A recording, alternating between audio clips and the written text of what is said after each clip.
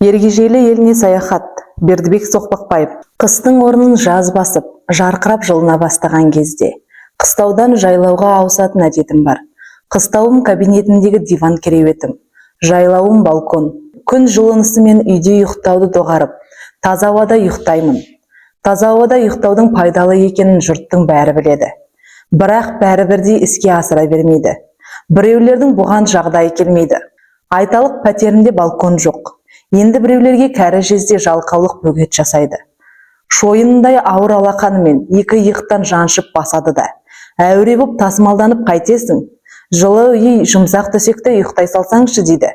Кәрі жезде жалқаулықтың көңілін көп жұрт қия алмайды. Айтқанына көнеді, айдауына жүреді.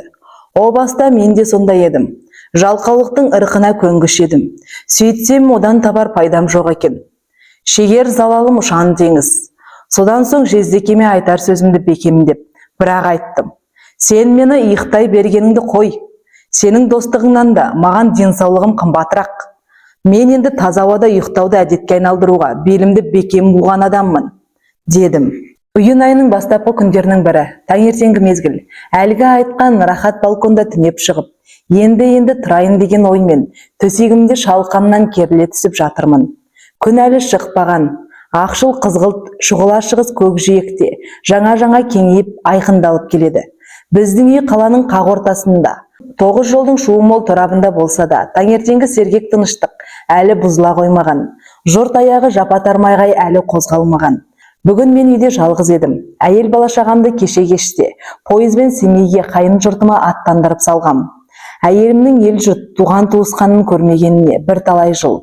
Күйеуге шыққалы, яғни менімен тұрмыс құрғалы, тырс етіп төркін жағына ат ізін салған емес. Енді ол бүкіл бір айлық демалысын сонда өткізіп қайтпақшы. Барсын, аға жеңге әтпесіңлі тәрізді, аңсаған жақын тумаларымен мәре-сәре қауышып, мауқын бассын, туып өскен қаласының көшелерін аралап, кешегі балдай тәтті балалық шағын есіне түсірсін.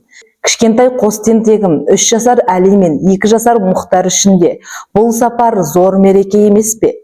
Туғалы бері қаладан ұзап ешқайда шығып көрмеген сәбилер былайғы кең дүниемен дидарласып, тамаша етсін, пойыз үстінің жол жүрудің қызығын бастан кешсін. Нағашыларының төрінде асыр салып ойнап, мұндағы менің ғана емес, олардың да біраз мазаларын кетіріп, есін алсын. Ал мен болсам бұл күндері оңаша тыныш үйде, құлшына еңбектеніп, зая кетіп жүрген уақытымның есесіне біраз шаруалар тындырып тастамақпын. Оянып алып жатқанда басыма осы тәрізді ойлар келді. Қой енді тұрайын, тіршілік қамына кірісейін. Кенет дәл осы кезде салмағы бала мысықтың салмағындай. Бір зат жоғары жақтан көрпенің үстіне дәл кіндік тұсыма топ етіп құлап түскені. Көтпеген жағдай болғасын, селк етіп шошып қалдым. Біздің үй ең үстіңгі 4-ші этажда. Бізден жоғары ешкім тұрмайды. Ендеше не болуы мүмкін? Шатырдың шетімен келе жатып, тайып жығылған тәжірибесіз бала мысық болар деп ойладым да, басымды көтеріп алып қарадым. Қарасам үстімдегі әлгі зат мысықтай ештеңе де емес. Түйінімдей қуыршақ, иә, қуыршақ. Адам тәрізді басы, 2 қолы, 2 аяғы, көзі бар. Біздің аузымыз тәрізді, ауызы бар. Үстінде адамша киінген, киімі бар. Онысы жай киім емес, аумаған космонавтша. Мына ғажапқа қараңыз, қуыршақ жанды қуыршақ болып шықты. Құлап түскен орнынан адамша ұшып түре келіп, төңірекке алаңдап қараумен тұр. Мен осы қайда түстім? Мынау айналамдағы не дүние дегендей таңырқап, әбігерлене қарайды. Басында кәдімгі космонавтар киетін скафандр шлем, үстінде қолбиған көкшіл комбинезон, аяғында жылтыр қара бәтеңке. Ол сірә аспан жақтан парашютпен түскен болуға керек. Көлемі қол орамалдай, көк ала жібек парашют. Ұсақ жіп баулары шұбатылып, қасында жайылып жатыр. Я, тағы не істер екен деп ешқандай қимылсыз қатып қараппында қалыппын. Әлгінің қуыршақтай емес, тіпті жанды қуыршақтай емес, тірі мақұлық екеніне менің көзім жете бастады. Ноқаттай жылтыраған қара көздері скафандр әйнегінің ішінен тышқанның көзіндей жылт-жылт етеді. Кеберсіген қызғылтым еріндерін, қас-қабақ кірпігінің қозғалысына дейін анық көріп отырмын. Бір кезде ол бетіндегі скафандрды ашып, қақпағы томпақ әйнекті 2 қолмен жоғары қарай сырғытып жіберді.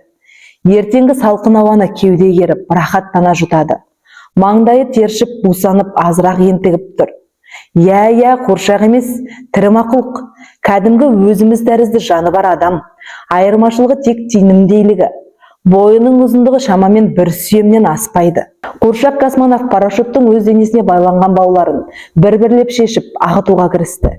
Мен әлі сол қыбыр етпей, таңырқап қараудамын. Басымды ұмтыла көтерген қалпым үн-түнсіз бақылаумен отырмын.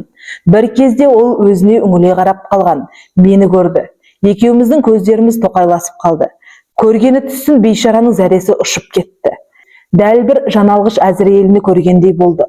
Ноқат көзі шақшиып шарасынан шығып барады. Өң түсі лездің арасында күнге күйген шүберектей қуарып кетті.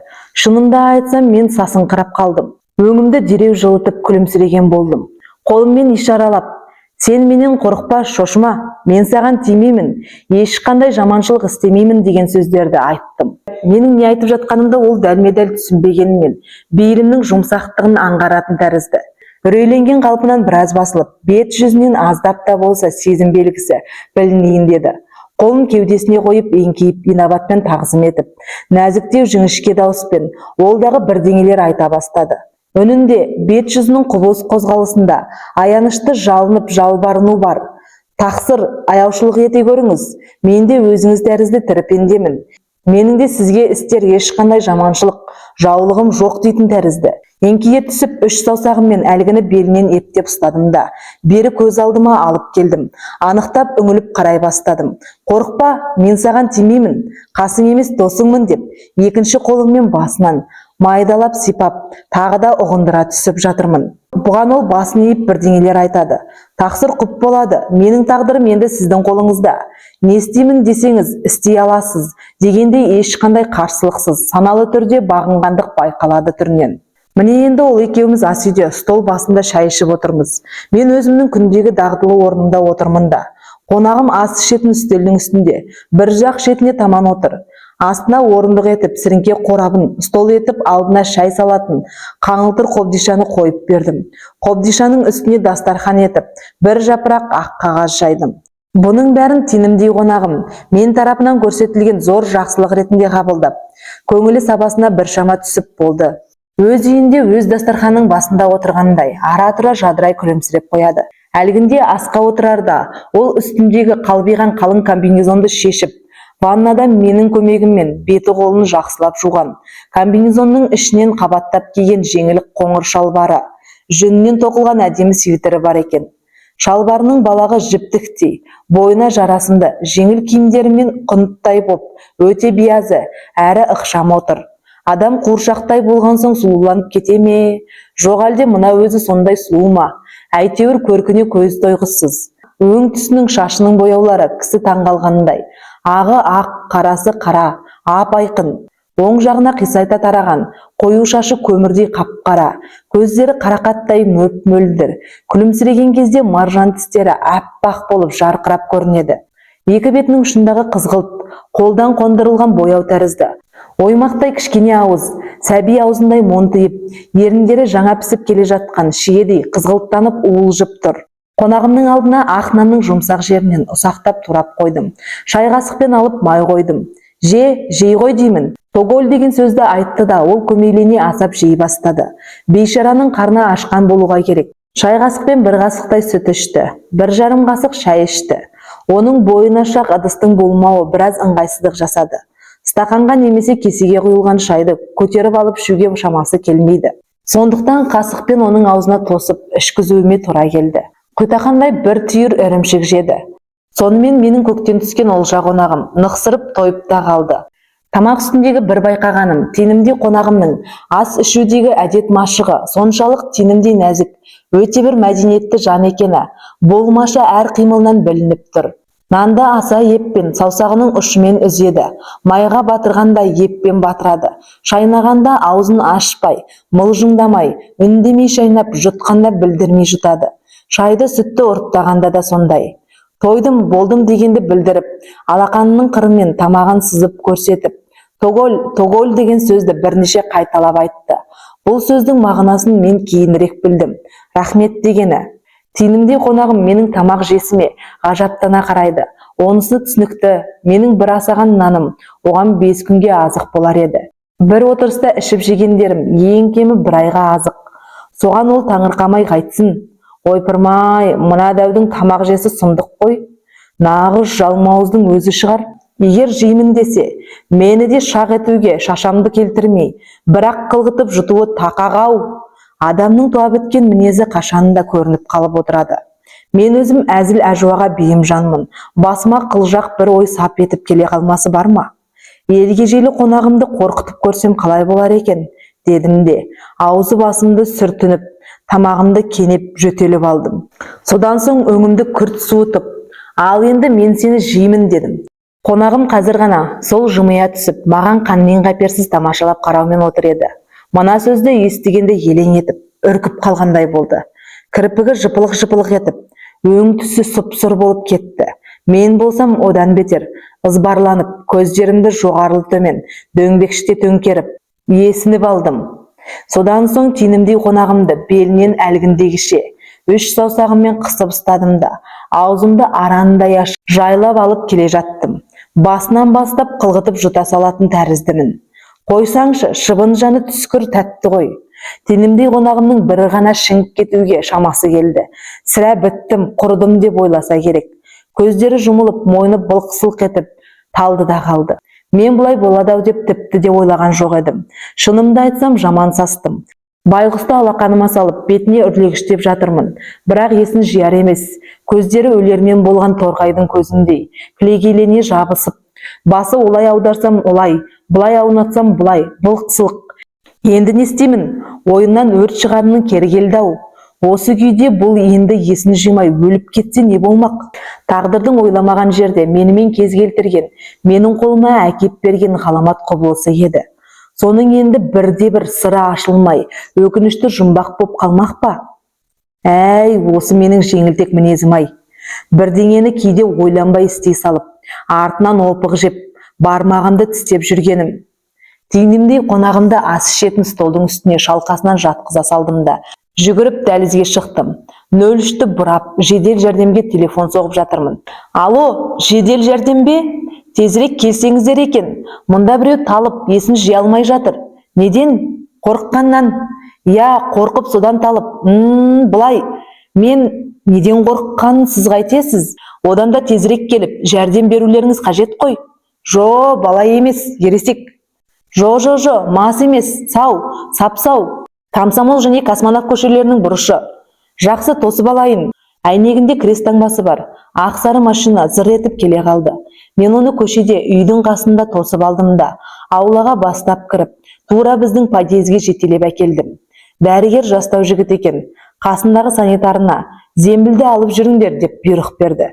Жоқ, зембілдің керегі жоқ. Неге? Кішкентай, зембіл қажет емес. Бала ма?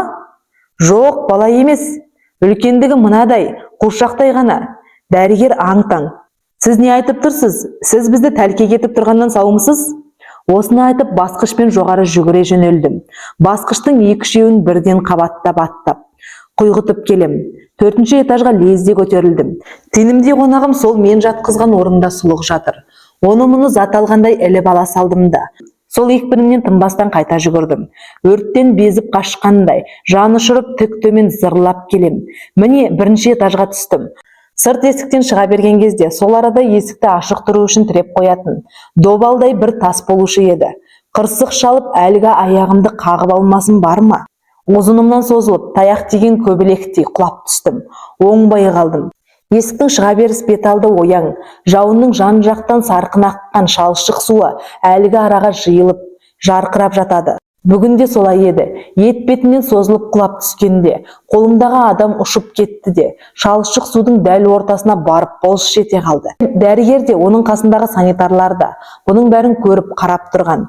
Дәрігер мені ақмақ деп, менің қолымнан ұшып түскен адам шықты, жай қуыршақ деп ойласа керек. Тфу, сумасшедший деп жерге бір түкірді де, машиналарына отырып жөнеле берді. Доктор жолдас, доктор, тоқтаңыз. Тоқтамақ түгіл тыңдағанда жоқ. Белінде көк жолақ сызығы бар. Тұрқы ұзын құла машина. Бұлаң етіп қақпаға қарай бұрылды да, тартып отырды. Кешіре гөр айналайын, бұл менің қалжыңым еді. Ойымда саған деген бір түйір жаманшылығым болса бұйырмасын. Бұлай болар деп тіпті де білген жоқпын. Мұншама тамақ тұрғанда сені жейтін кісі жегіш жалмауыз емеспін ғой. Бұл менің тенімдей қонағым есін жиып, өзіне өзі келгесін жалынып айтып жатқан сөзім. Ол әуелгі талып қалған кезде ақ бетіне су шашуым керек екен. Есік алдындағы шалшық суға былш етіп түсуі пайдалы болды.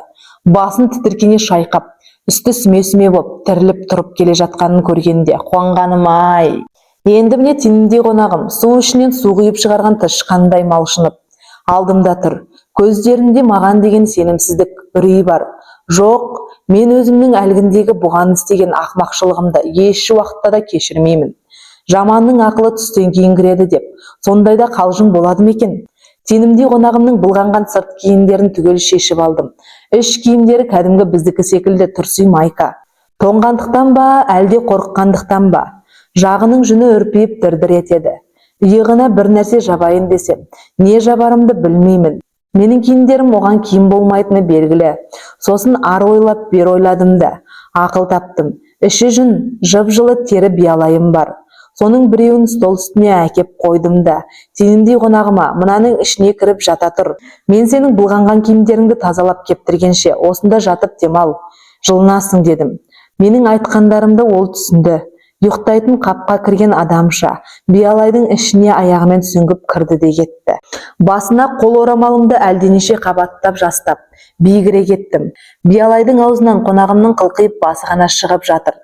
Рахат. Бұл тәрізді әрі мамықтай жұмсақ, әрі жан-жағы бітеу, ұядай жүн төсекте, ол сірә бұрын-соңды ұйықтап көрді ме екен.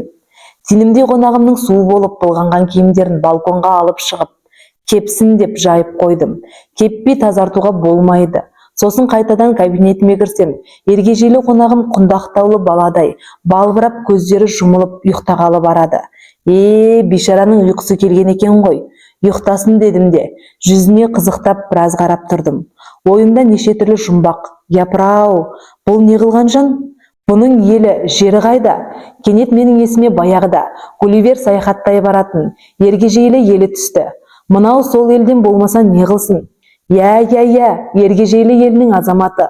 Бойы, мінез қабілеті, бәрі де сол Гулливер сипаттап айтатын ергежейлі адамдарына дәл келеді. Соның өзі. Әлгінде жаман шошытып, өлтіріп қоя жаздаған қонағымды енді мықтап бір қуансам деген ойға келдім. Айыбымды солай жуып, тазалауым лайық тәрізді. Балалар әлемі дейтін магазинде неше алуан ойыншық нәрсе дүниелер, бұйымдар, ойыншық мебельдер бар.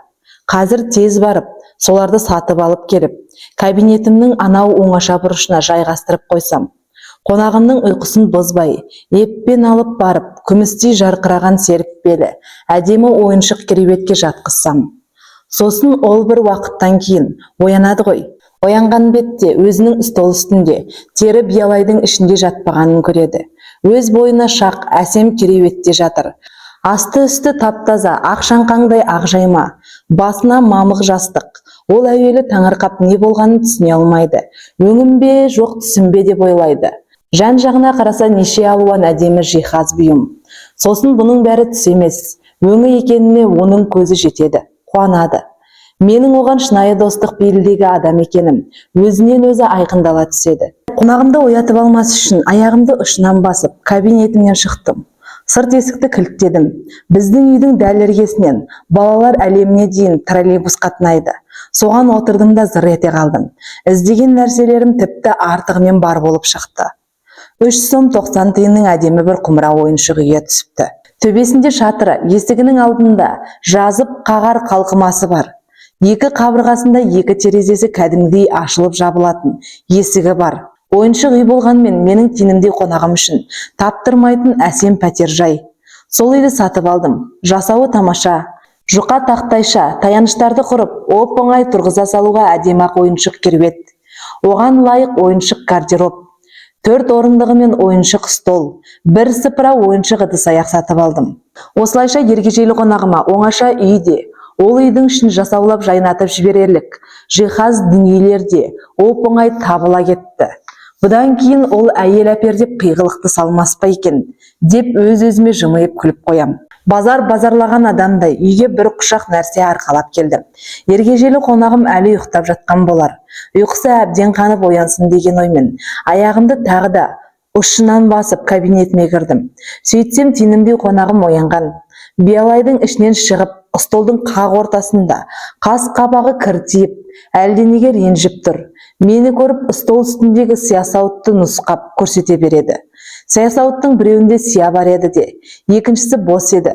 Байқасам, сол бос сиясауыттың ішіне түсі бөлек сарғыштау сұйық зат құйылып қалған екен. Не болғанын бірден білдім. Қонағымның күйзелу себебі белгілі болды.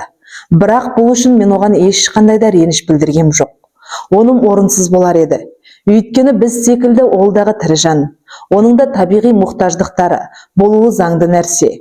Соны күні бұрын ескеріп, жағдай жасамағаныма кінәлі өзім едім. Бұл күні түнде мен әдетімше балконға шығып жатпадым. Балконның есігін айқара аштым да, кабинетімдегі диван кереуетіме жаттым. Өйткені тинімде мейманымды бөлмеде жалғыз қалдырғым келмеді. Таңертең әлдененің тысыр-тысыр еткен дыбысынан оянып кеттім.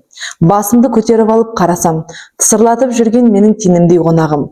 Ол менен бұрын ояныпты. Еденде тек тұрсишен күйі, секіріп, ыршып, шапқылап жүгіріп жүр. Бұнысы несі деп әуелі таңырқап едім. Сөйтсем дене шынықтыру жаттығуларын жасап жүр екен. Жүгіріп келіп, қосаяқтап, ыршып секіргенде резинка допша атылады. Қолдарын тік жоғары тарбита созып, бүкіл денесімен қырынан әулерлеп домалағанда тегершіктей зырғағып жөнеледі. Атлет болсаң осындай бол деп, әрі сүйсініп, әрі қызықтап қараймын. Бәсе, дене тұрғысының әдемілігі де ерекше еді. Денесінің өзге мүшесімен салыстырғанда екі саны бураның санындай жұп-жуан тып-тығыз, белі бикештердің беліндей жіңішкелеу. Қарны қабысыңқы да, оның есесіне иық дегенің қақпақтай, білегінің төсінің жонарқа иықтарының бұлшық еттері түйін-түйін бөлек жүр. Күн артынан күн сырғып өтумен болды. Ергежейлі екеуміз бірге өмір сүріп тұрып жаттық. Орыстың бірінің ішінен бірі балалап шыға беретін ағаш қоршағы тәрізді. Бір үйдің ішінде және бір үй. Үлкен үйде кабинетте мен тұрып еңбек етем. Кабинеттің төр жақ бұрышына қойылған тақта үйшікте менің тинімдей қонағым. Кеш түскенде екі үйдің екеуінің де өз шамдары жанады. Қонағым тұратын үйшікке электр түсіріп бергем. Бұл тіптен оңай болды. Үйде елканың ұсақ лампочкалары бар еді. Соның бірін жіңішке сымның бір жақ басына жалғап, орнаттым да үйшіктің терезесінен кіргізіп, дәл төбеге шеге қағып, салбырата ілдім. Сымның екінші ұшын тоқ бөлгішпен, розеткамен жалғадым. Мен әдетте түске дейін тапжылмай отырып жазу жазам. Бұл кезде менің тинімдей қонағымда көбінесе үйінде болады. Неғып отыр екен деп терезесінен бақылап қараймын. Сөйтсем басын бір жағына әнтек қисайта ұстап, шұқшиып, ол да жазу жазып отырғанын көрем. Жуандығы тебендей ғана көкшіл шарик қаламы, бірнеше әсем қалта дәптершелері бар. Соған сүйкетіп жазады да отырады. Мен оған бөгет жасамауға тырысам. Көңілін бөлмеймін. Тек жазуының түрін көріп қызықтаймын. Біз ұқсап солдан оңға тура созып жазбайды. Дәптерінің бір бұрышынан екінші қиғаш бұрышына қарай шұбалатып иректетіп әкетеді. Ергежейлі адамдардың ғылым білімге, әр нәрсені үйренуге өте қабілетті екенін баяғыда өз әңгімесінде Гулливер айтқан болатын. Сол рас екен. Бас аяғы 4-5 күннің ішінде тинімдей қонағым қазақша ептеп сөйлейтінді шығарды. Ал 10 шақты күн өткенде менімен кәдімгідей ұғынып, әңгімелесуге жарап қалды. Оның кім екені, қайдан екені толық ашылды. Әнеугі топшылауым дұрыс екен. Бұл сол Гулливер сипаттап жазатын ергежейлі елінен болып шықты. Өзінің аты жөні Елдесер Сапа. Ергежейлі елі космосты баяғыда игеріпті. Соңғы уақытта айға ракеталар жібере бастапты. Елдесер айға ұшырылған тұңғыш ергежейлі космонавт. Оған мынадай тапсырма берілді. Айға жақындап барып қонбай, айнала ұшып бақылау жүргізу, ай бетін жақыннан суретке түсіріп алу, келешекте жіберілетін ракета корабльдердің қонуына ыңғайлы орындар қарастыру. Елдесер айға аман-есен жетеді. Программа бойынша көрсетілген тапсырыстарды түгел орындайды. Содан қайта қайтқан кезде жолда кенет ракета корабльдің басқару тетігі ақауланып істемей қалады. Кабинадағы ауа күрт ысып кетеді.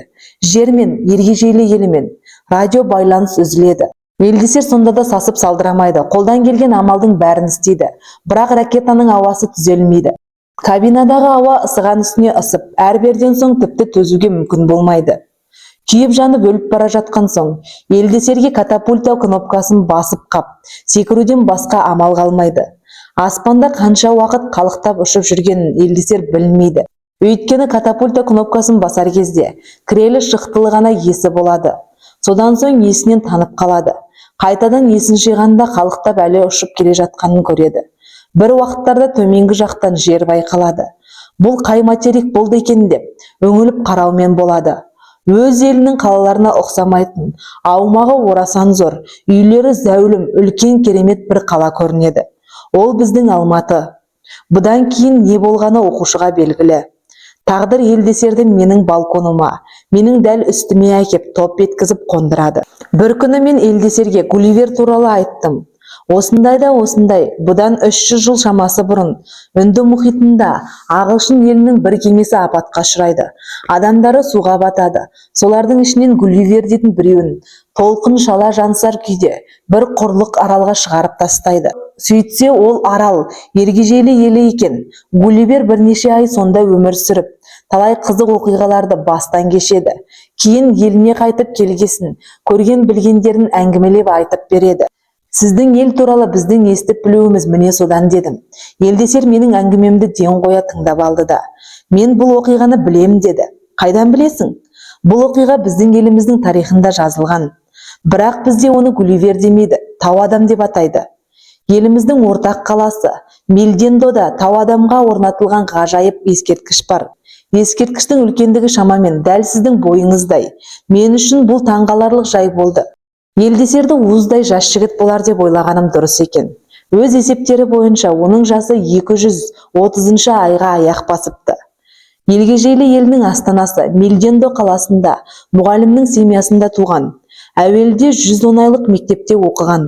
Одан соң БЗИ-дің есеп филологиясы тармағын бітірген. БЗИ дегендері біздің университет тәрізді ең жоғарғы оқу орны болса керек.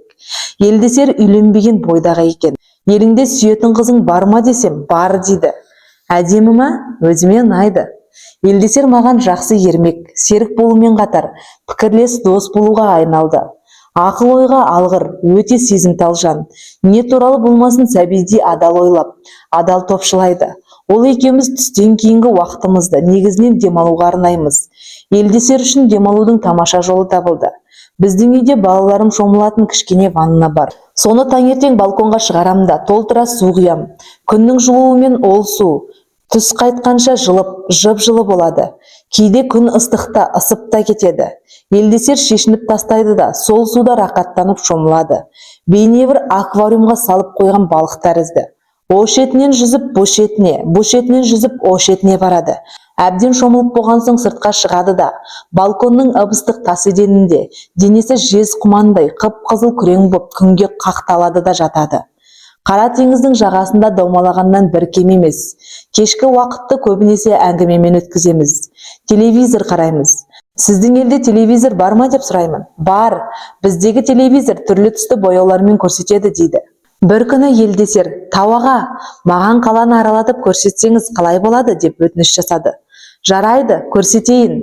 Осының бәрін мен Елдесерге түсіндіріп айттым. Осылай деп айтарымда айтсам да ойға қалдым. Оның себебі мынау еді. Елдесер жөнінде бір адамға ләм-мим деп айтқан жоқпын. Жұртпен соңғы кезде жалпы аз араласам. Кеңседе қызмет істемеймін. Творчестволық еңбекпен ғана шұғылданып, басқаның бәріне қолымды бір сілтеп қойған жанмын. Елдесер туралы елпен қағып, ешкімге айта қоюыма бірінші себеп осы.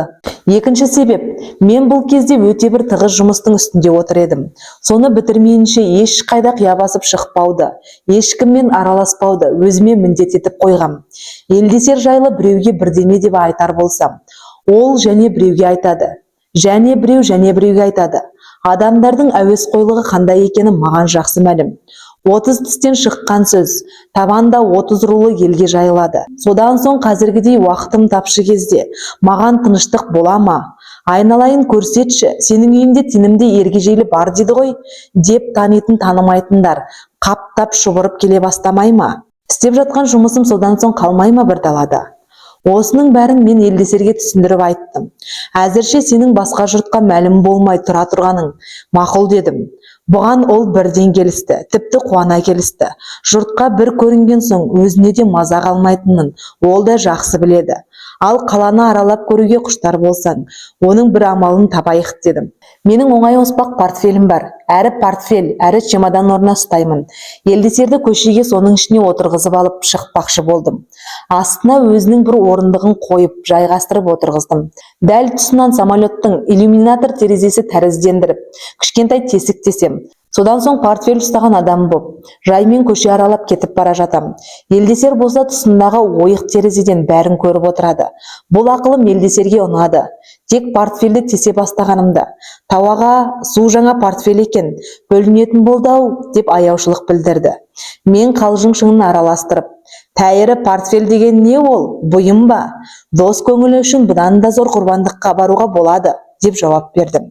Тауаға, сіз өте мейірбан адамсыз. Тірі болып сау жүрсем, маған істеген жақсылықтарыңызды қалайда қайтаруға тырысып бағармын. Мінеки сары портфельді қолыма салақтата ұстап, көшеге шығып келем. Оның ішінде не барын оқушы біледі. Мен білем, басқа ешкім білмейді. Әдеттегіше олай-былай қатты шайқамай, тыныш ұстауға тырысам портфелімді. Шайқасам Елдесердің басы айналып, құлап түсуі мүмкін ғой. Оқта-текте оңашалау жерде тоқтаймын да, портфелімнің аузын ашып, Елдесерге хәл қалай деймін. Ол бас бармағын көрсетеді. Онысы хал мығым дегені. Келе жатқаным Комсомол көшесінің бойы, Коммунист проспектісіне жетіп өрге қарай бұрылдым. Жазушылар одағының кеңсесіне бас соқпағаныма бірталай уақыт өткен еді. Не жаңалық бар екен деп ойладым да, кіре шықпақ болдым. Есік алдында 4-5 адам топталып тұр. Іштерінде сайқымазақ Қалмұқан, шеттерінен қол беріп амандасып жатырмын. Сен немене портфель ұстайтын болғасың ба? Деп Қалмұқан бірден менің қолымдағы портфеліме назар аударды. Ұстаса несі бар? Бұл бір жаңалық екен, ішінде не бар? Не дейсің? Ақшада? Қалмұқан қарқылдап күліп алды. Ақша деймісің? Көрсетші. Немене, ақша көрмеген бе едің? Бұл портфельдің ішінде мен не бар екенін көрмей-ақ айтам. Ал айт. Мұның ішінде жаматуға бара жатқан ескі бәтеңкеңнен өзге түкте болса бұйырмасын. Қалмұқанның аузында тыным болмаған жерде, қолында да тыным жоқ. Ол дереу менің портфеліме жармаса бастады. Ішін ашып көрсет деді. Мен оның қолын қағып жолатпаймын. Қалмұқанның байқағыш тіміскі көзі портфелдің бүйіріндегі тесікті байқап қалды. Өй, мына тесігің не? Жап жаңа портфелді бүлдір бәдей тескенбісің? Шаруаң болмасын. Тоқташы. Тесіктен бірдеңе жалтырап көрінеді. Портфеліңнің ішінде тышқан кіріп кеткеннен сау ма өзі? Егер білгің келсе, мен шынын айтайын. Бұл портфелдің ішінде сен тәрізді тірі адам отыр. Көрсетсем талып жығылар едің, сондықтан да көрсетпеймін. Қалмұқан да оның қасындағы басқа адамдар да менің бұл сөзімді қалжың деп ұқты. Ешкім мән бермеді. Жабысқақ Қалмұқаннан тезірек құтылғанша асық болып, кеңсеге де кірместен тартып отырдым. Қаланы әбден шаршағанша аралап қайттым. Сырт есіктің қоңырауы жеделдеп, шыр-шыр етті. Жүгіріп шықсам почта тасушы. Телеграмма ұсынады. Оқысам Семейден, әйелімнен. 5-де самолетпен шығамыз, 85-ші рейс, 5-і ертең. Бұл хабарды Елдесерге айттым. Елдесер әбігерленіп қалғандай болды. Онысы түсінікті. Бір ұядағы 2 балапандай. Ол екеуміз бір-бірімізге бауыр басып. Аңшыңы жоқ, оңаша оқшау тіршілікке әбден үйреніп едік. Енді міне тұрмыстың қалыптасқан ағыны бұзылайын деп отыр. Алдағы уақытта жағдайым қалай болады деп ойламайды, толқымайды деймісің? Мен болсам Мұхтар мен Әлиден қауіптенем. Ол екеуі әлі ақыл сана кіре қоймаған сәбилер. Елдесерді көрер болса, олар оны өздеріндей тірі жан деп, тіпті де ойламайды. Қуыршақ деп ойлап бас салулары даусыз. Және қайбір жөнмен бас салады. Мен алам деп таласып, әптер дәптер болады. Сөйтіп тинімдей бейшараны көкпар етіп тартқылап, өлтіріп қоюлары әбден мүмкін ғой. Магазиннен бір ағылшын клубын сатып әкелдім. Әлгіні кабинетімнің есігіне орнаттым. Кірген шыққанда ылғида сақтанып, бекітіп жүрмекшімін. Мұхтар мен Әли өздіктермен мүлде басып кіре алмайтын болсын дегенім. Самолет келер уақытта такси алып, аэропортқа бардым. Балаларым мені көріп, томбаңдап жүгірісті. Сағынып қалыпты. Оларды мен де сағынған едім. Мәз-мейрам құшақтасып, сүйісіп жатырмыз. 2 балам да марқайып өсе түскен. Күнге күйіп қарайып тотыққан. Уақыттарының көпшілігін ашық ауада, ертістің жағалауында өткізгендері білініп тұр. Таксимен үйге қайтып келе жатырмыз. Екі балам бұл сапарда көрген білгендерін, нағашыларының қолынан не ішіп, не жегендеріне дейін былдырлап айтып келеді. Мен олардың өздерін ғана емес, тәтті тілдеріне дейін сағынғанмын. Құлағымды тақата тосып тыңдаймын. Тек әйелім ғана бір түрлі томсарыңқы, көздерін төңкере қарап, біз жоқта бір ай бойы не көрдің? Жүдеп қалған жоқсың ба? дейді.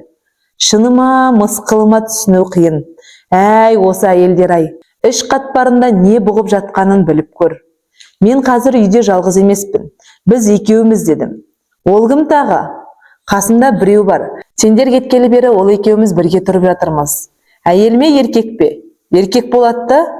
Сендер кеткен күннің ертеңіне маған серік болайын деп аспаннан Құдай жіберіпті.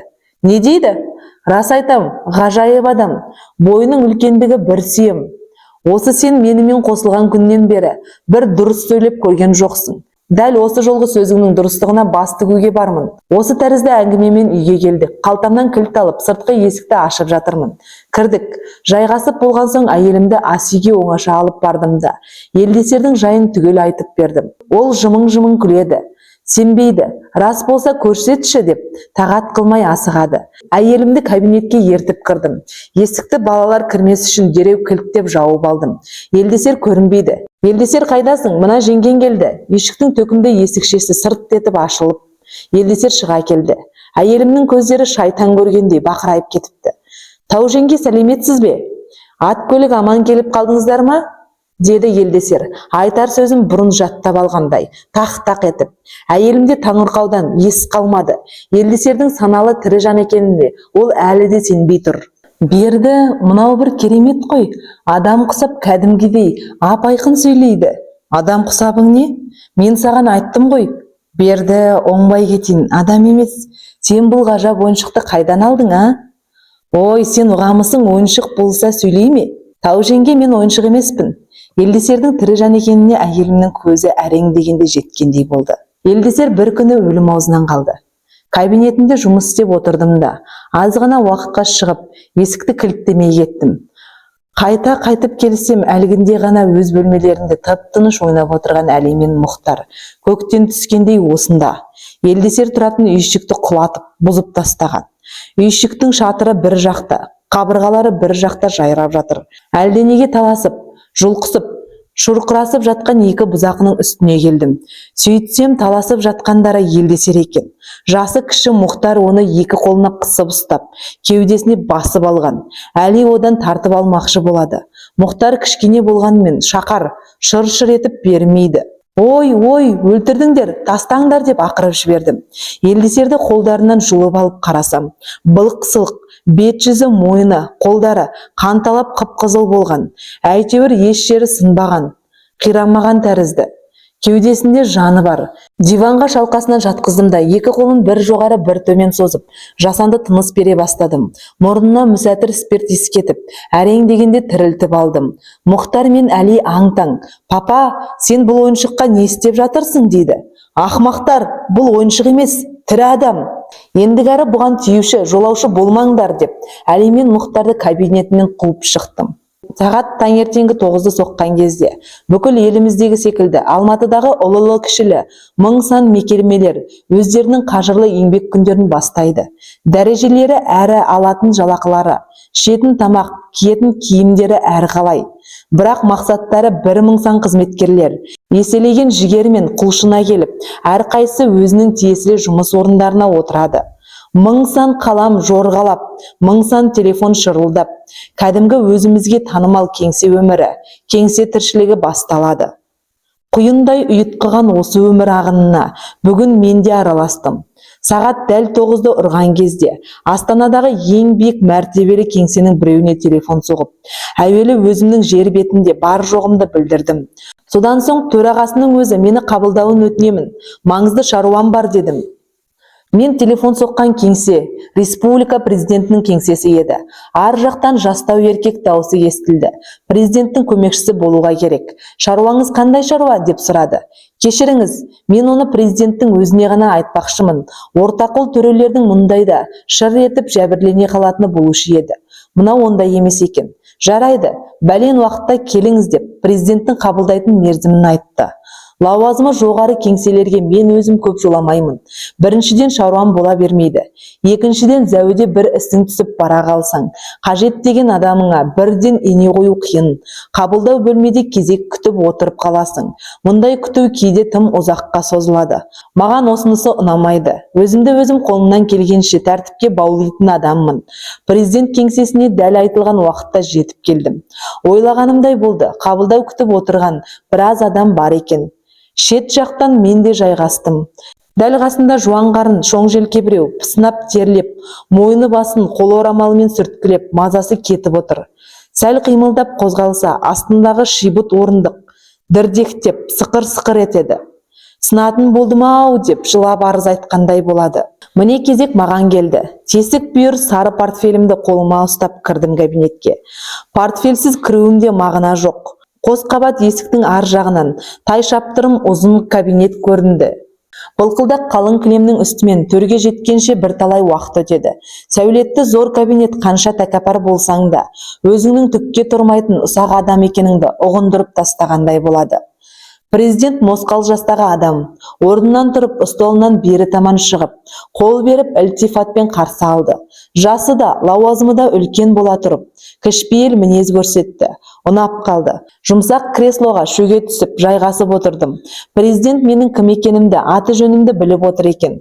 Бірден не шаруамен келдің демей, әуелі әдебиет жағдайын аузына алды.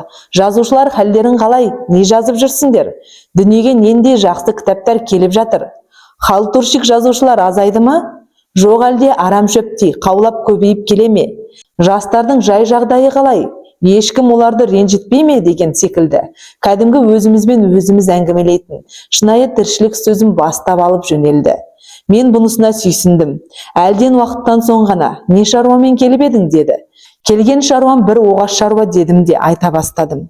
Оным елдесердің жайы, бастан аяқ түгел баяндадым. Ит тойған жеріне, ер туған жеріне дегендей, соңғы күндері елдесердің елін ойлап, аңсай беретіні, отанына қайтудың бір жолы табылмас па екен деп арман ететінін, Қазақстан үкіметінен соған жәрдем тілейтінін айттым. Ол өзі қазір қайда? Сенің үйіңде ме? Жоқ, осында. Портфелімнің аузын аштым да, елдесерді алып шықтым. Президент столының үстіне қоюға батпай, қолымда ұстап отырдым. Елдесер сыпайы иіліп сәлем берді. Президенттің жүзінде таңырқаудан гөрі қызықтау басым. Елдесерді столдың үстіне қоюды өтінді. Содан соң дәрежесі өзімен тең сыйла адаммен сөйлескендей, сыпайылап сөйлесе бастады. Ергежейлі елінің жай жағдайын қазбалап көп сұрады. Президенттің ең соңында айтқаны: мен сіздің мәселеңізді таяу күндердің ішінде шешіп беруге тырысамын.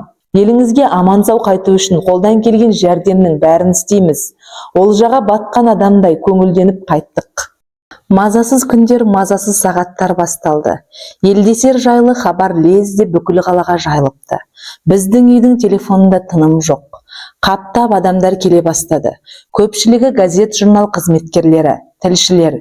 Елдесерден де, менен де маза кетті. Істеп жатқан жұмысым жайына қалды.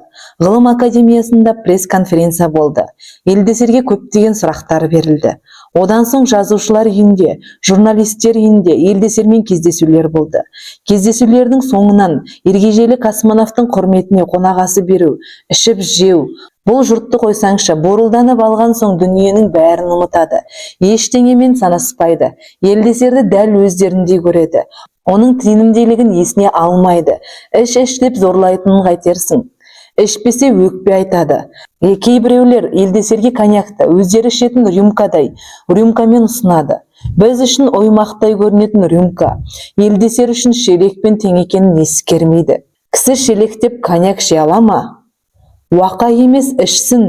Біз шын көңілімізден ұсынып отырмыз дейді зорлықшылар. Жазушылар одағында берілген қонағасы елдесерге ауыр соқты. Зәмзәм суын жек көрмейтін екі жас ақын екі жақтан қоршай отырған екен. Қыза келе зықымызды әбден шығарды. Космонавт жолдас кеттік деп рюмкаларын төңкеріп қадалумен болады. Елдесер көңілшек жан, ішкісі келмесе де өтінген сөзді қия алмайды. Ішімдік ет жаман ғой, тізгініңді бір тартып алса, оңайлықпен қайырым бермейді. Елдесер біраздан соң қатты қызып қалды. Мына кеш басталғаннан момақан тыныш отыр еді. Енді желпініп, не болса соған қарқылдап күлетінді шығарды. Жұрт сөзіне араласқыш болып алды. Ол жұрт тамақтанып отырған столдың үстінде, менің оң жағымда отырған. Орнынан әлсін-әлсін тұрып кетіп, әркімнің алдына бір барып қисалаңдап, кешірім етіңіз деп, бұрын байқалмаған небір оғаш мінездер көрсете бастады. Ара-тұра құлағына сыбырлап, елдесер, не болған саған? Өзіңді өзің ұстасаңшы, ұят болады деймін. Тауаға, көп болады, ұстаймын. Столдың екінші жағында бізбен бетпе-бет К деген жазушы әйелмен отыр. К-ның әйелі бетінен нұры тамған, көздері ойнақшыған, тартымды сұлу адам.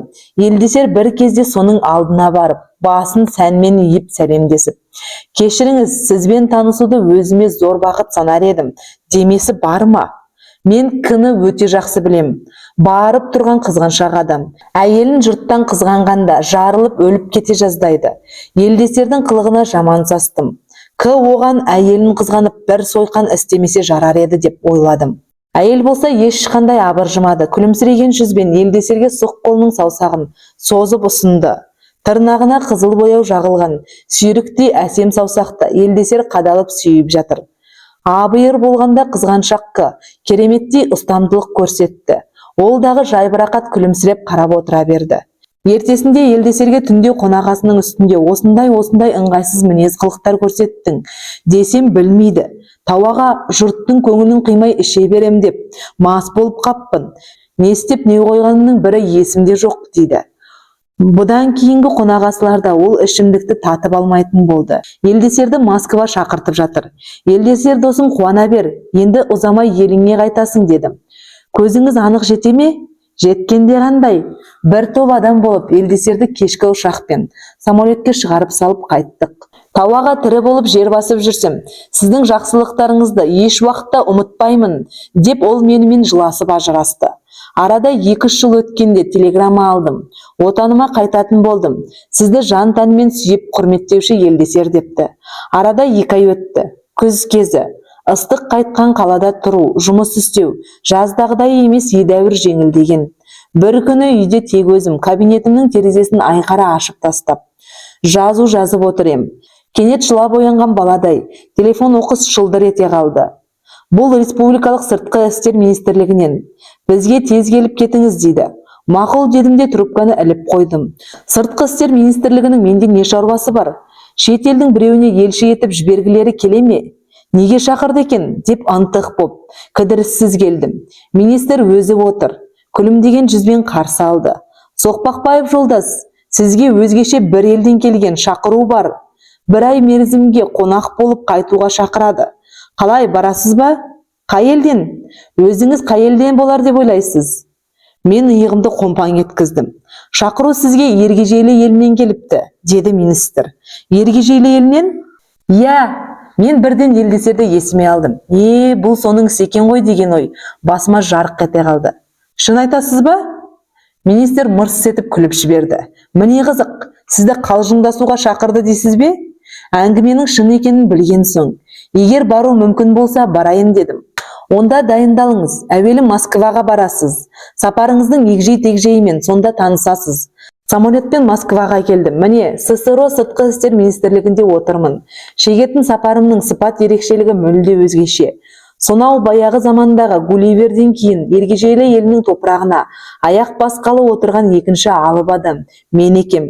Гулливерден кейін ешкім онда барып көрген емес. Өйткені Ергежейлі елінде сол ерте уақытта заң бар көрінеді. Ол заң бойынша алыптар елінің, яғни біз тәрізді елдердің бірде-бір азаматына Ергежейлі еліне, ал Ергежейлі елінің бірде-бір азаматына алыптар еліне баруға тыйым салынған. Ол заңды кімде-кім бұзса өлім жазасына кесіледі.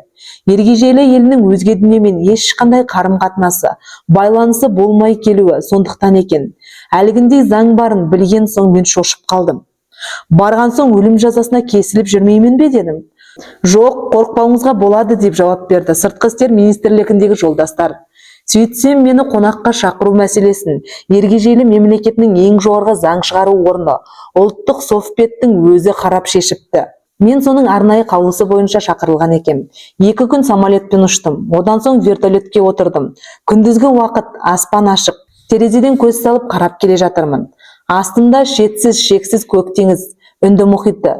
Бір заманда Гулливер мінген желкенді кеме осы мұхиттың осы тұсында апатқа ұшырағаны есіме келді.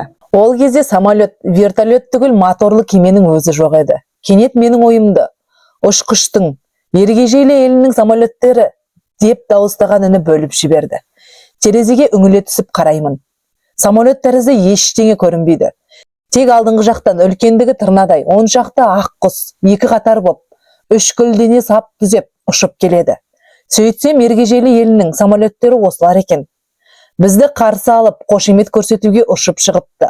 5-тен 2 топқа бөлініп, вертолеттің екі жақ қанатынан тізіле қоршап алды. Кабинадан ұшқыштың бастары қылтиып көрінеді. Тағы біраз ұшқан соң, көк теңіздің ортасынан аумағы үлкен арал көрінді. Ергежейлі елі осы деп хабарлады вертолет командирі. Менен жерге түсуге дайындалуды өтінді.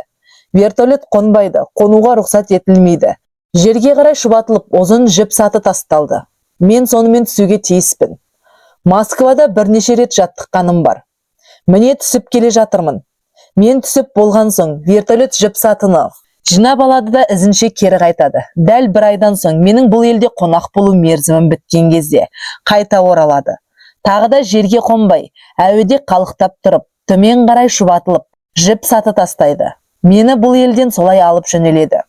Шағын ергежейлі елінің ең зор аэродромның бірі болуға тиіс. Оң жақ, сол жағым қаз-қатар тізіліп қонып отырған көп самолеттер. Ергежейлі елінің самолеттерінің үлкендігі шамамен қаздай. Сырт тұлға көрінісі зулап ұшып келе жатқан қарлығашқа ұқсайды. Мен соңынан бұл самолеттердің қалай ұшып қонатынын көрдім. Кәдімгі құс тәрізді, жерден бірден жылдам тікке көтеріліп ұшады. Жерге тіке қонады. Олардың ұшып қонуы үшін арнайы аэродромның болу-болмауы шарт емес. Ергежейлі елінде соғыс самолеттері атымен жоқ. Оның себебін оқушы әңгіменің кейінірек тұсынан білетін болады. Мен түскен алаң айнаның бетіндей теп-тегіс жып-жылтыр мұздың үстінде тұрған тәріздімін. Алғашында мен мұны мәрмәр көк тас болар төселген деп ойлап едім. Сөйтсем асфальттарының өзі осында екен.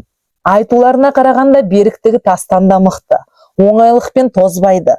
Тура бет алдымда өте бір әдемі стильмен салынған 2 қабат аэровокзал үйі.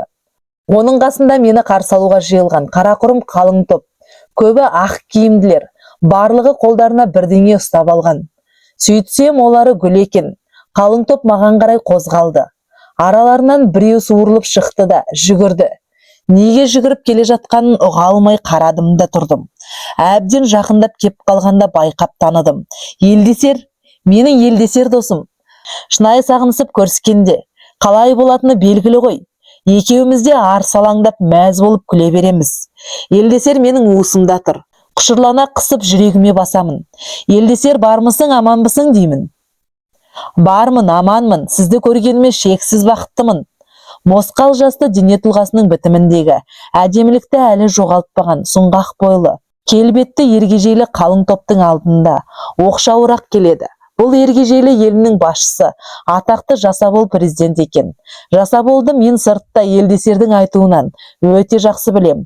Елдесер менің қолымда тұрғанда ол туралы көп айтқан. Данышпанның данышпаны ретінде жер көкке сыйғызбай мақтап дәріптеген. Сол данышпан Жасабол осы екен ғой. Мен бір тізерлеп отыра қалдым да, басымды бірнеше қабат иіп, ілтипатпен сәлем бердім. Осы кезде қайдан жетіп келгенін білмеймін. Үсті ашық қара машина Жасабол екеуміздің арамызда пайда бола кетті. Жасабол мен Елдесер артқы есіктен машинаның ішіне кірді. Сол кезде, ғажап, машинаның артқы 2 адам, 2 ергежейлі отыруға арналған қорабы, машинаның өзге денесінен бөлініп, тік жоғары қарай көтеріле бастады. Жіпке байлап ұшырған шар тәрізді. Қораптың астыңғы жағындағы көтергіш тіреуіш, қылдырықтай жіңішке сым. Салмағы әжептәуір қораппен, оның үстіндегі 2 ергежейліні. Әлгі жіңішке сымның қалай майыспай көтеретініне адам таңғалады. Қорап көтерілгеннен көтеріліп, менің бойыммен шамалас деңгейге жетіп тоқтады. Маған енді тізерлеп отырудың қажеті болмай қалды. Қорап көтерілген сайын орнымнан мен де көтеріле бердім. Енді міне тікеннен тік тұрмын. Жасабол мен Елдесердің бойы менің бойыммен теңесті. Солай тұрып Жасабол менің бұл елге келуімді құттықтап сөз сөйледі. Ергежейлі халқы мені көруге құштар екенін, өздерінің ержүрек батыр ұлдары Елдесерге менің істеген жақсылық қамқорлығымды, еш уақытта ұмытпайтынын, уақытымды бұл елде көңілді өткізіп қайтуыма бар жағдайды жасайтындарын айтты. Жасаболдан кейін мен сөйледім. Сөзімнің соңын ергежейлі халқын бақытқа жеткізуші данышпан көсем Жасабол жасасын деп айқай салған ұранмен аяқтадым. Елдесер менің әр сөзімді ергежейлі тіліне аударып тұрған. Соңғы сөзімді аудармай бетіме бажырая қарады. Мен болдым, аудар дедім. Біздің президентімізді сіздің жәбірлегіңіз келе ме? Қалайша? Пендені көзіне мақтап, қолпаштау, біздің елдің дәстүрінде өте ұят мәселе. Жәбірлеп тіл дегенмен бірдей сөкет қылық. Мен әрі сасып, әрі қысылып қалдым. Ойбай, онда аударма дедім. Менің мәртебеме құрметті қарауыл қойылған екен. Соның алдынан өттік. Мен жаяу өттім. Елдесер мен Жасабол әлгі қара машинаның үстіндегі қорап мұнарада тікелерінен тік тұрған қалыптары менімен қатар жүріп отырды. Айта кететін бір нәрсе. Мұнда құрметті қарауылды әскерден қоймайды екен. Тіпті еркекті емес, кілең жас әдемі қыздардан қояды екен. Киімдері бірдей, ақ кофта, қоңыр юбка. Қолдарына мылтық емес, бір-бір шоқ гүл ұстаған. Ергежейлі елінде әскер атымен жоқ. Тек тәртіп сақтауын бақылайтын, қылмыскерлерді ұстап жазалайтын.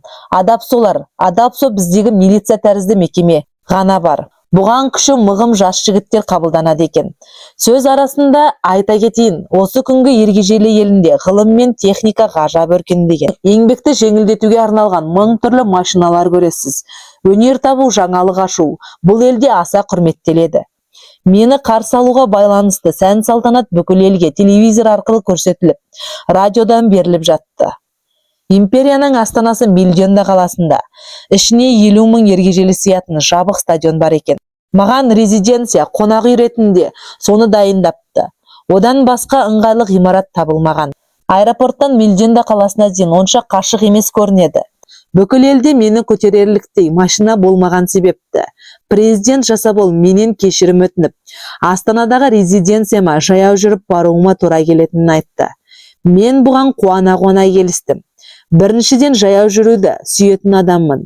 Бұған ештеңем құрмайды. Екіншіден, бұл өте қолайлы екенін айттым. Айнадай жарқырап созылған, оқтай түзу асфальт жол. Жол 1200 шамамен 50-60 сантиметрдей. Менің қысылмай еркін адымдап жүруіме болады. Жол үстінде бұл кезде бір қыбыр еткен қара жоқ. Жүрістің бәрін тыйып тастаған. Тек менің алдымда 5 метрдей жерде президент машинасы жол бастап келеді. Машинаның әлгінде аспандап көтерілген, артқы қорабы қайта орнына түсірілген. Күн ашық, жылы, бұл елде қазір жаймашуақ күздің кезі болу керек. Жолдың екі жақ қапталы, сарала түсті әдемі кілем төсеп тастағандай. Жемісі мәуелеген баулар, тақта баушалар, ойдым сынаптай жарқыраған мөп-мөлдір айна гүлдер. Мен ғажап бір ойыншық дүниені немесе театр сахнасына арнап істелген әсем декорацияны аралап келе жатқандай әсер алам. Оң жағында асфальт жолмен жарысып, домбыраның қос шегінде темір жол. Онымен жолаушы пойызы зырлап кетіп барады. 30 шақты әсем вагондары бар. Жолаушылар терезелерге жапырлай, жабысып маған тамашалап қарайды. Қолдарын бұлғап қошемет көрсетеді. Мен де қол бұлғап жауап қайтарам. Бір жерде қауын қарбыз жинап жүрген шаруалар кезікті. Қауын қарбыздарының үлкендігі қойдың құмалағындай. Ең зор дегені түйенің құмалағындай. Бір ергежейлі шаруа ең үлкен деген қарбызды құшақтап, мықшия көтеріп алып, маған қарай жүгірді. Шіңкілдей айқайлап бірдеңелер айтады. Біздің қолымыздан дәм тата кетіңіз дейтін тәрізді. Мен еңкейіп қарбызды алдым. Ортасынан қақ бөліп қарасам, қызылдығы қандай. Жеп көрсем сізге өтірік маған шын. Балдай емес ау, балдың нақ өзі. Мен осы өмірімнің ішінде дәл мұндай тәтті қарбыз жеп көрмеген емем. Өзен бойларында қой, ешкі, сиырлар жайылып жүр. Көлдерде жүзіп жүрген мың сан үйрек. Ал үйрек қаздары біздің қарашығын шамалас. Жол бойы шоғыр деревнялар. Әр үй өз алдына оқшау. Үйлерінің сыртын ақпен бояп, жұмыртқадай жарқыратып қояды екен. Төңірегі саялы бау. Шіркін, өмір осыларды кекен-ау деген ой басыма мықтап орнады. Бір деревня жолдың дәл үстінде екен. Асфальт жол деревняны қақ жарып өтеді. Әлгіде кеп қалғанымда тауық қаздар қаңқылдап, малдар үркіп, иттер үріп азан-қазан болды. Сірә мені қозғалып келе жатқан тау деп ойласа керек. Бір кезде алдымыздан Мильденда қаласының төбесі көрінді. Баяғыда Гулливер әңгімесінде бұл қаланың сырты 4 бұрышты қорғанмен қоршалған. Үйлері сол қорғанның ішінде. Бірін-бірі кесіп өтетін басты 2 көшелері бар. Қалған көшелері тар, үйлері 3-5 этажды дейтін еді ғой. Осы кездегі Мильденда Гулливер сипаттаған қалаға еш ұқсамайды. 20-30 қабат биік үйлер, кең түзу проспектілер, көшелерінде адамнан машина көп. Қалада жер астының қатынас жолы метро бар екен. Гулливер Мильденда қаласында 500 мың тұрғын тұрады дейтін еді. Қазір тұрғын саны 5 миллионнан асатын көрінеді. Қалаға кіреберісте дөң үстінде үлкендігі дәл біздей қалпақ киген бір алып адам. 2 аяғын жолдың 2 жағына талтайта қойып. Ары қарап тұр. Мен келе жатқан асфальт жол әлгінің аяғының арасынан өтеді. Мен ғажап қалдым. Менен басқа да мұнда алып біреу келген бе деп ойладым. Бірақ әлгі адам қыбыр етіп қозғалмайды. Әсем қаланы қызықтап, өзге дүниені түгел ұмытып, қарауылдай қаздеп қатқанда қалған. Алдымда кетіп бара жатқан президент машинасы әлгіге жақындаған кезде тоқтады. Жасабол мен елдесер жерге түсіп жатты. Сөйтсем, бұл тұрған жаны бар адам емес. Бір кезде осы елге тағдыр айдап келген. Гулливерге ергежейлі елінің орнатқан ескерткіші екен. 1 сағаттай бөгеліп, ескерткішпен таныстым. Ғажап, адам таңғалатындай, ерек нәрсе. Гулливер 2 қолын шалбарының қалтасына салып, әсем астанаға биіктен асқақтай қарап тұр.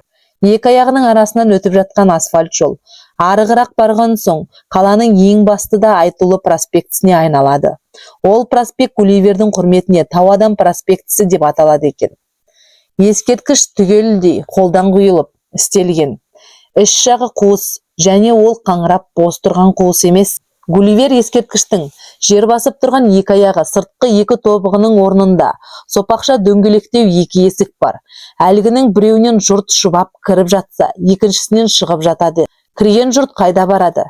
Ескерткіш Гулливердің сирақтарының бойымен жоғары төмен зырқырап жүріп тұрған лифт бар. Кірген жұртты лифт зыр еткізіп, жоғары көтеріп әкетеді. Гулливер ескерткіштің қарынның ішіне алып барады. Бұл арада дөңгелек келген биік жал. Онда балмұздақ жеп тынығып отыратын кафе орналасқан.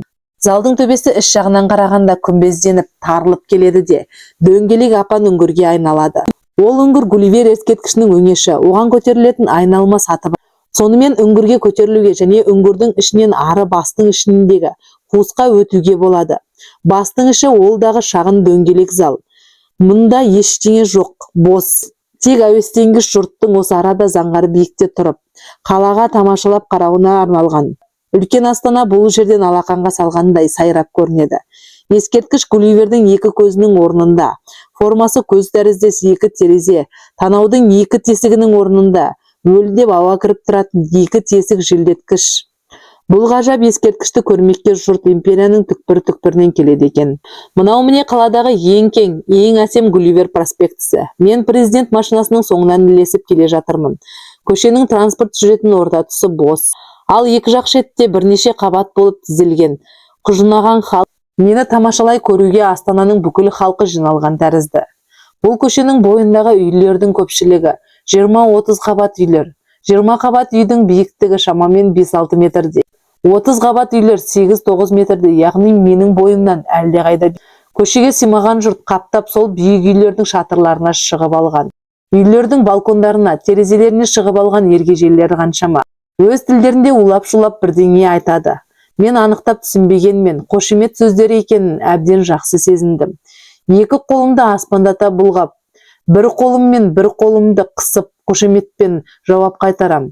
Жоғарғы жақтағылар төменнен қарша боратып, бума-бума гүл шашып лақтырады. Мен ол гүлдердің біразын құшағым толғанша жинап аламда. Биік үйлердің үстінде, балкондарда тұрғандарға қайта лақтырам. Қызылды, жасылды керемет жұпар гүлдер ізімден нөпір болып төселіп жатыр. Көше бір кезде үлкен бір алаңға тіреліп тұйықталады екен. Ішіне 50 мың ергежейлі сиятын жабық стадион. Міне осы арада екен. Кең алаңның қақ ортасында үлкен әсем дарбаза есік. Президент машинасы жақындағанда ашыла берді. Машина тоқтамай кіріп барады. Соңынан мен де кірдім. Жабық стадионның мөлшері қандай екенін білу үшін.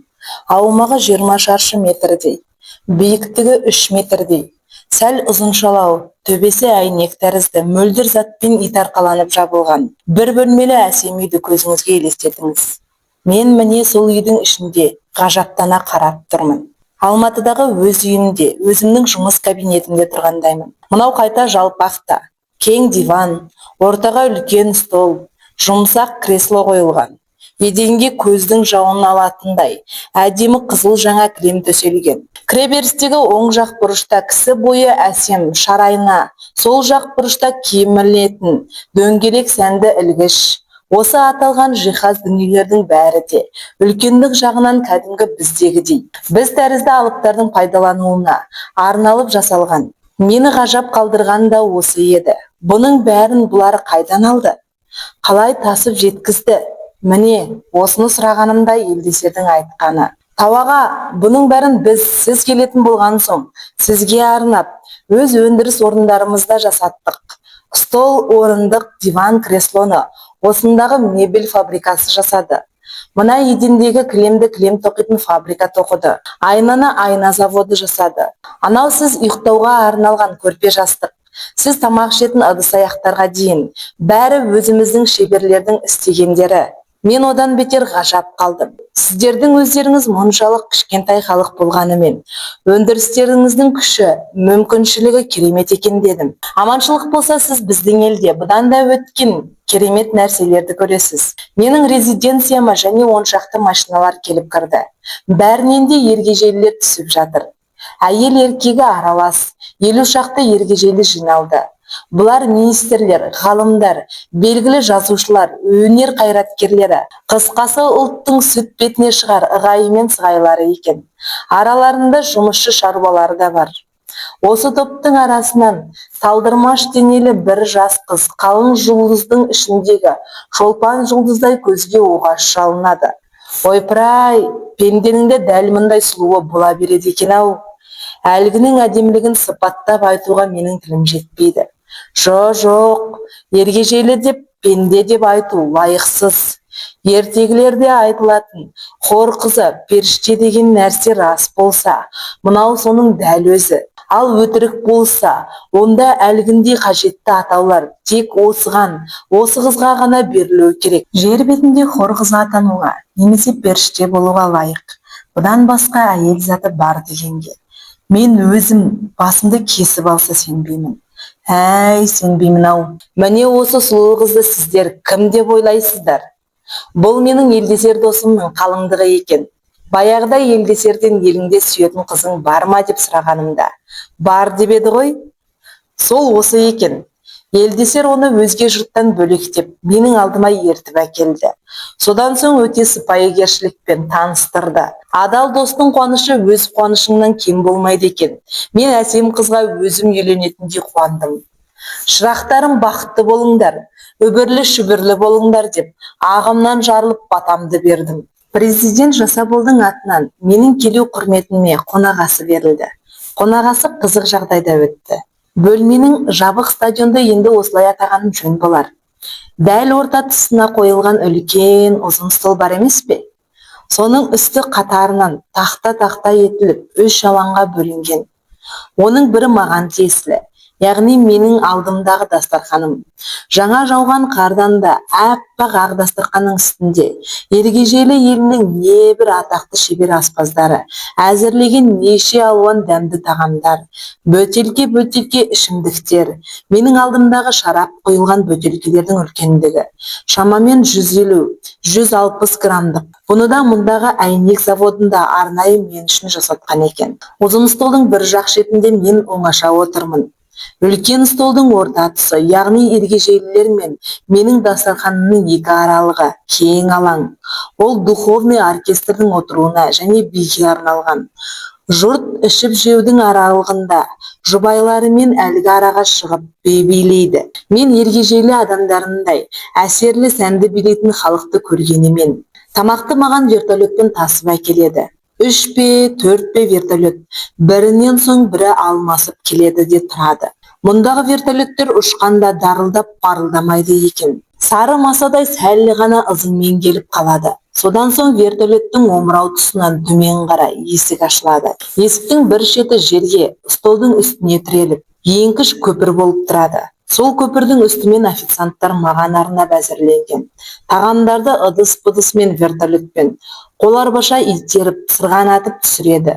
Мен үшін істелген әр ыдыстың түбінде шарик дөңгелектері бар. Сол дөңгелектердің арқасында официант ергежейлілер өздерінен бірнеше есе үлкен ауыр ыдыстарды оп-оңай сырғанатады екен.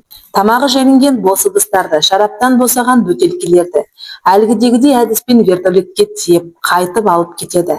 Бұлайша техниканың көмегіне сүйенбесе, мені күтіп сыйлау бұларға оңай түспес еді. Менің әдірісіме бірсыпыра қошемет сөздер айтылды, тостар көтерілді.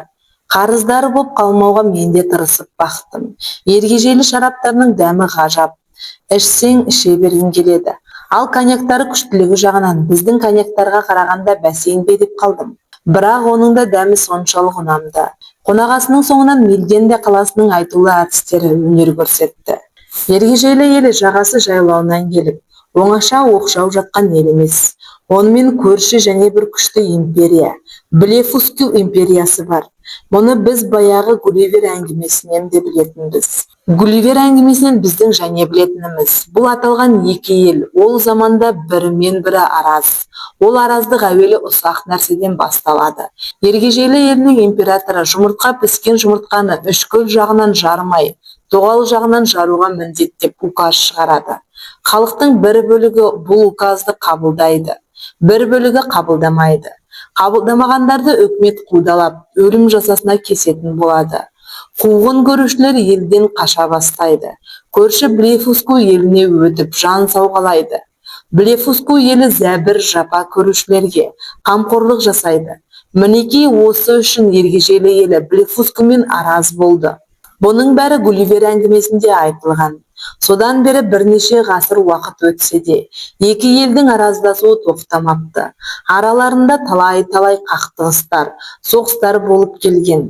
Талай мың халық бостан босқа қырылған, талай қала өртеніп, талай қазына таланған. Соғыс пен соғыстың екі аралығындағы бейбіт кезеңдердің өзінде ел бейшараның ішкен астары бойларына тарамайды. Қанаттанып өмір сүрген бір күндері болмайды. Қайдан болсын, құлайтын жартас тәрізденіп, төбелерінен күндіз-түні соғыс қаупі төніп тұрса. Екі елдің екеуі де мың-миллиондай армия ұстайды. Қаруланған үстіне жан таласып қаруланады. Қазына байлық ел игілігіне жұмсаудың орнына қара боп соғыс мақсатына жұмсалып жатады. Тепсе темір үзетін жас жігіттер еңбек етіп ел байлығын молайтудың, ата-анасын асыраудың орнына соғыстың кісі өлтірудің айла тәсілін үйренеді. Ешкім соғыстан құтылудың жолын таба алмайды. Әр халықтан әр 100 жылда бір данышпан дүниеге келеді дейді ғой. Сол сірә рас болса керек. Ергежейлі елінен Жасабол дейтін торсық шеке ұл туады. Ғылым білімге керемет жетік болады. Ол өзінің бойындағы кемеңгерлік ақылын, күш-қуатын сарп етіп, халықтың бақытты өмір сүруі үшін, бейбітшілік үшін күреседі. Қарапайым еңбекшіл жұрттың, әсіресе кедей кембағалдың қамын Жасабол көп ойлайды екен. Жасабол көп еңбектер жазады. Оның жазған кітаптары, сөйлеген сөздері жұрт көңіліне қона кеткіш болады. Халық Жасаболды президент етіп сайлайды. Біз әуелі баянды бейбітшілік болуын қамтамасыз етуіміз керек. Онсыз бақытты бола алмаймыз дейді Жасабол президент. Блефуску еліне өзінің ақылды деген министрлерін келіссөз жүргізуге жібереді.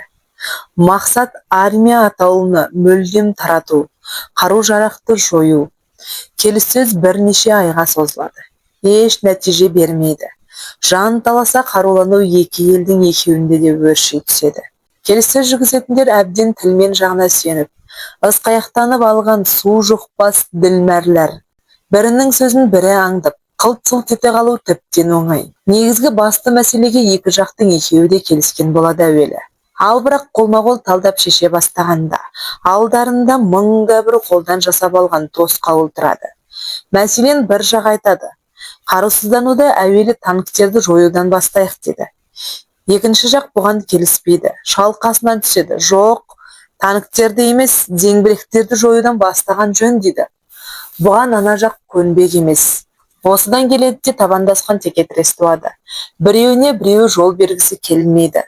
Бұны олар майдалап, келіссөздің тұйыққа тірелуі деп атайды екен. Жанталаса қарулану екі елдің екеуінде де өршіген үстіне өршіді. Екі алып империя бірімен бірі бәсекелесіп, қарудың небір тажал сұмдық түрлерін ойлап шығарумен болады. Блефуску мемлекеті мато қару дейтін жаңа қару жасайды. Әлгінің булату күші керемет болса керек. Бір мато бомбасын тастаса, бір қала өртеніп қирап жоқ болатын көрінеді. Біраз уақыттан кейін бұл сұмдық қаруды ергежейлі елде жасап алады. Соғыс қаупі бұрынғыдан да күшейеді. Мато қаруының бір сұмдық қорқынышты жері, оны сынап жарғанда ауа уланатын көрінеді. Ол у жанды жансыз тіршілікке бірдей қауіпті. Тағы да келіссөздер жүргізіледі. Тағы да еш нәтиже бермейді. Жасабол не өмір, не өлім деген кітап жазады.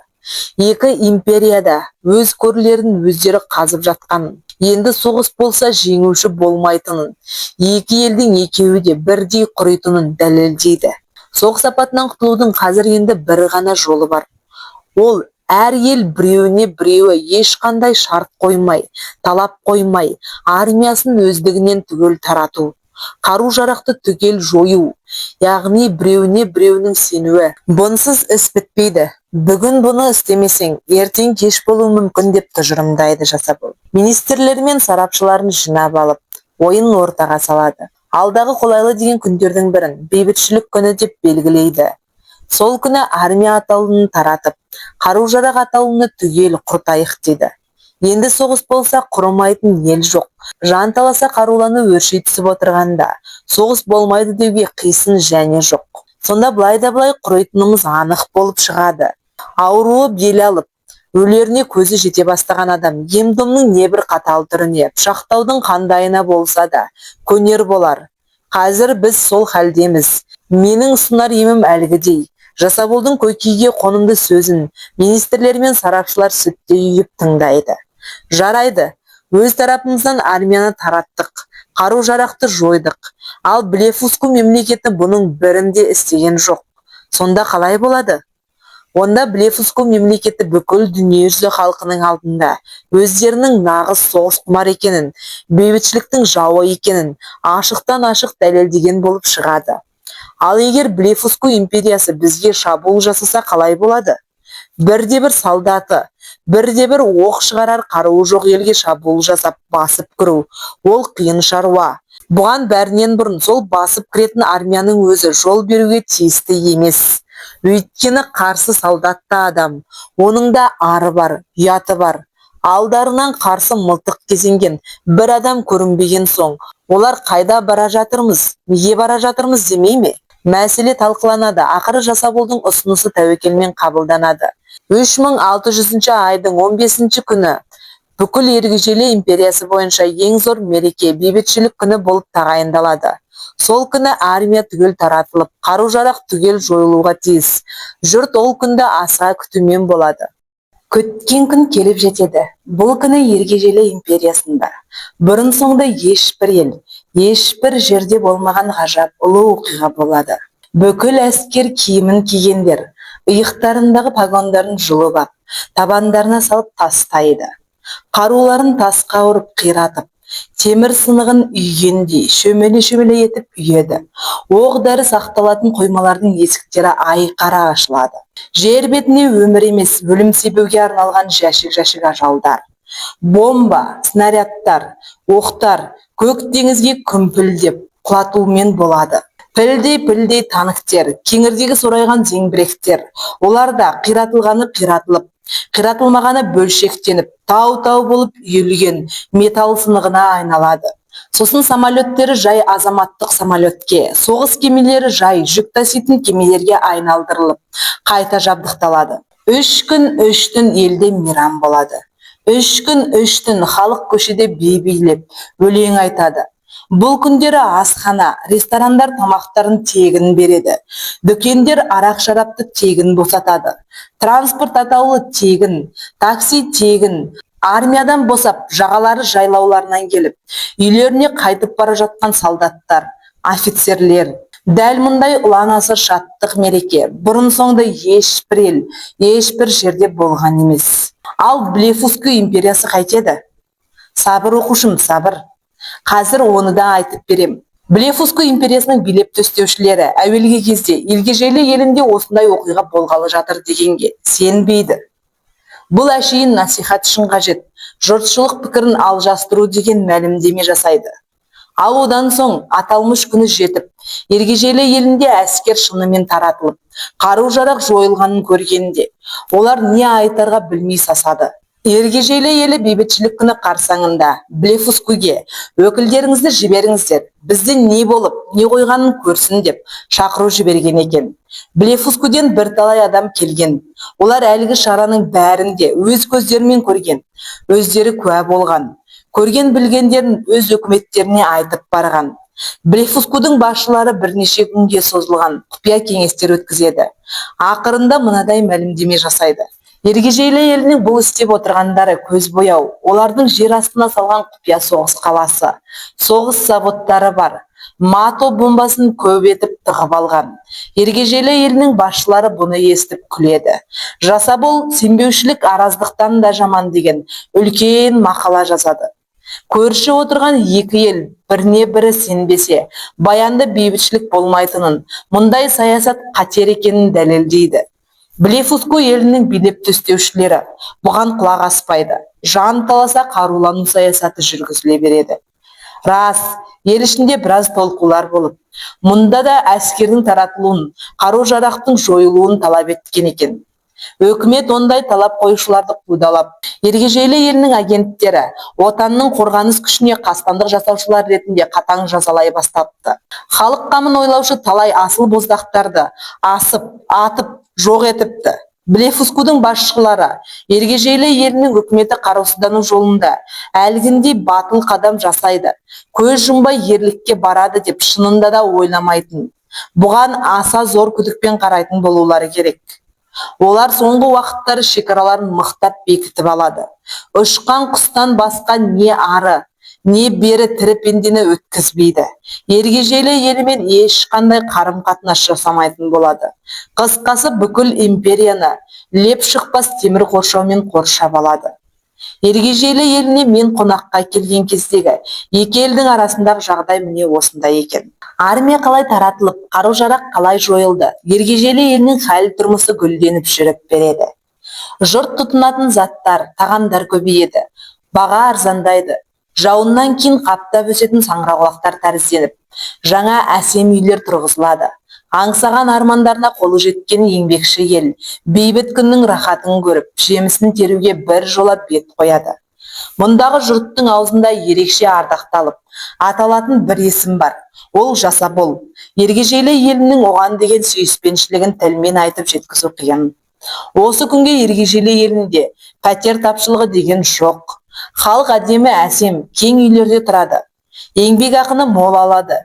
Киім, тамақ, тұрмысқа қажетті мебель, ыдыс-аяқ және басқа бұйымдар өте арзан. Ғылым мен техника керемет дамып өскен. Қол еңбегі дейтінді білмейді. Жұмыстың бәрін машина атқарады. Ергежейлі елінің заң тәртібі көп жағдайда біздікінен өзгеше. Мен соның қайбіріне тоқтала кетейін.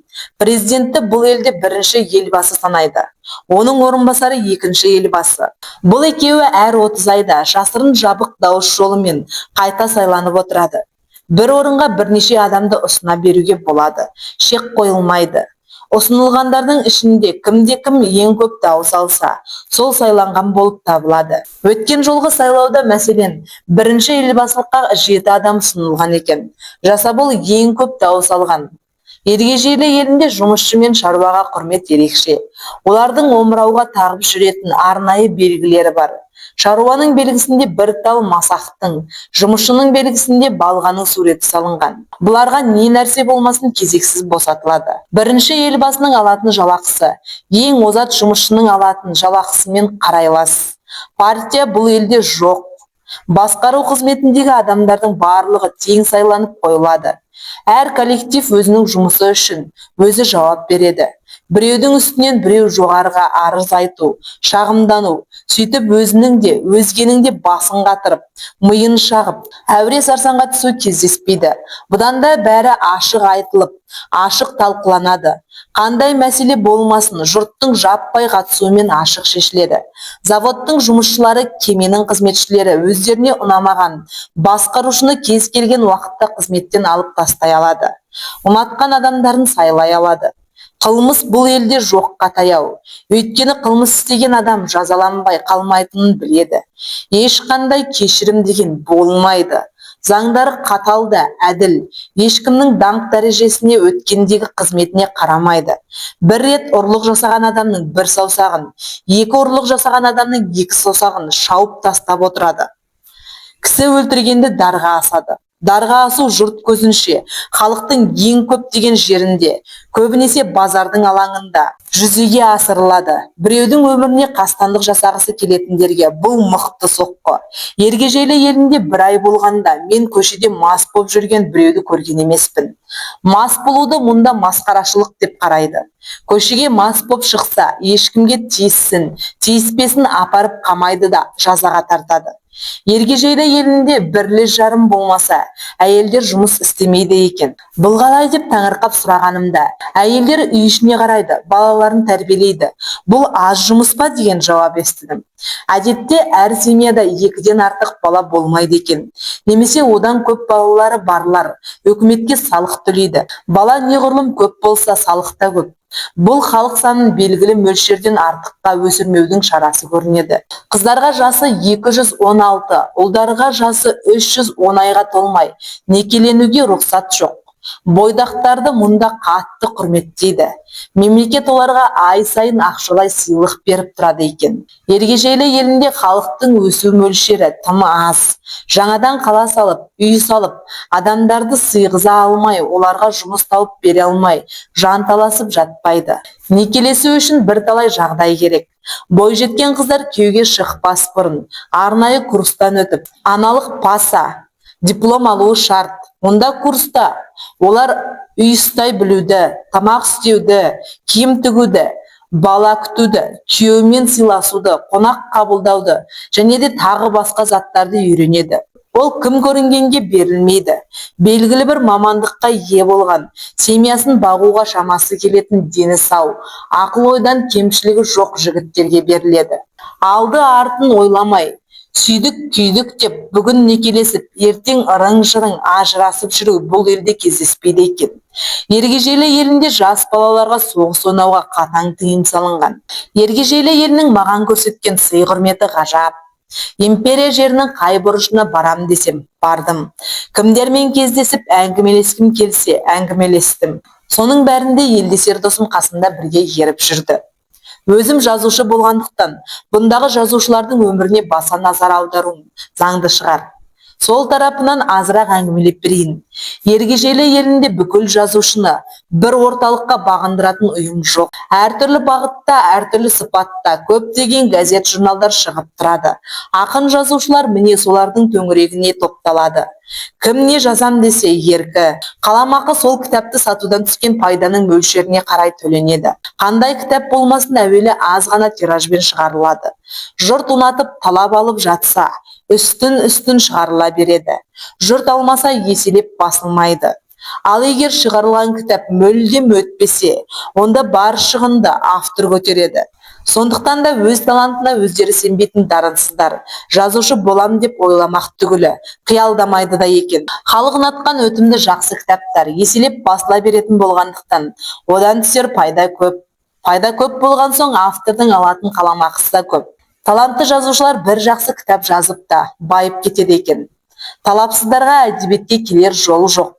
Жазушыға даңқ әперетін, материалдық жағдайын көтеретін, жазған кітаптарының саны емес, сапасы.